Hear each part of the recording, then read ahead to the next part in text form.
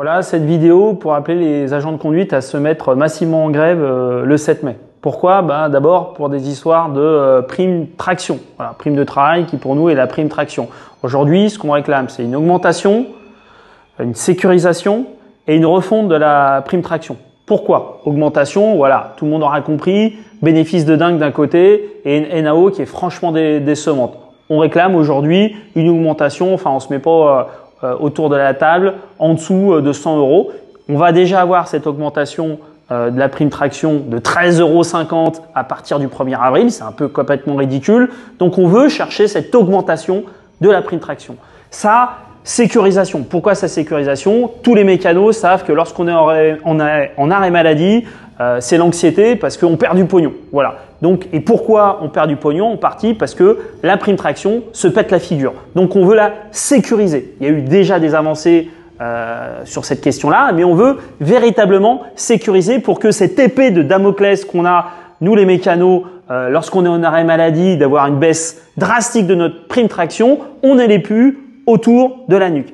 Et sa refonte et sa simplification, voilà, il y a personne qui comprend rien sur la prime traction. Le système de prime traction, ça fait des années qu'il a été mis en place. Aujourd'hui, si t'as pas bac+10 en prime traction, personne comprend rien. Voilà, donc on touche des trucs, on sait même pas pourquoi. Voilà, à part un ou deux spécialistes qui sont là, moi j'ai tout compris. Sauf que ouais, t'as peut-être tout compris, mais 95% des collègues ne comprennent rien à la prime traction. Certains pensent que si on fait une refonte de la prime traction, on va perdre. Mais qui peut croire ça? On se battrait pour faire baisser la prime traction? Évidemment que non. Ça serait évidemment pour l'augmenter.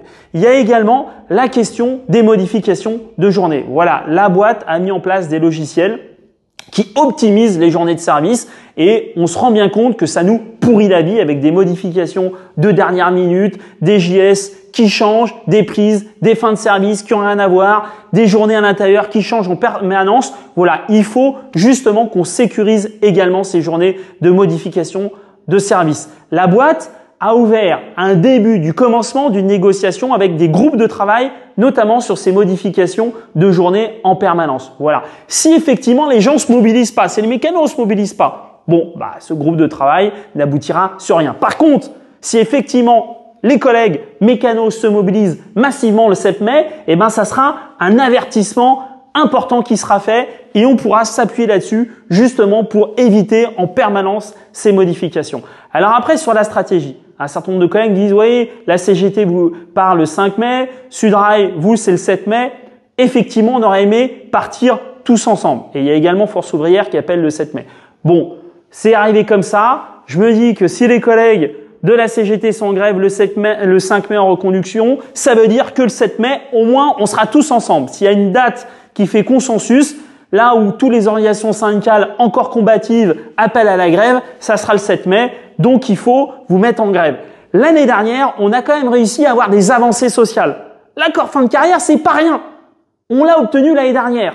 Voilà. En partie parce que les collègues, et on remercie les contrôleurs, se sont mobilisés. Maintenant, c'est aussi à nous de mettre la pierre à l'édifice. Parce que si on est toujours là à attendre de bénéficier des luttes des autres, ça va pas le faire. Voilà. Donc l'année dernière, on a obtenu des choses sur un certain nombre de sujets, notamment l'accord fin de carrière, grâce à la mobilisation des contrôleurs. Maintenant, c'est à nous de nous battre aussi pour notre prime traction et c'est le 7 mai que ça se passe.